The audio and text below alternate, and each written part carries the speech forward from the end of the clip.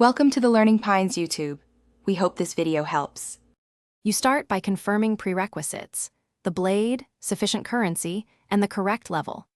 Once done, equip that blade and assign a convenient parry input so you can react instantly. Then enter a practice arena or safe lobby to avoid distractions. This lets you test timings without risk.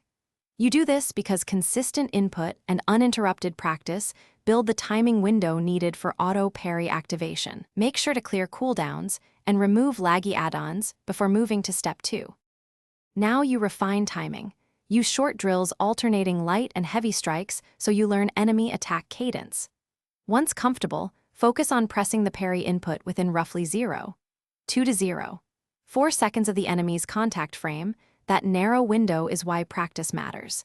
Use both visual flash and audio impact cues to anticipate strikes and make small adjustments if latency or frame rate shifts. You continue until the game reliably registers the parry, which primes the auto parry mechanic.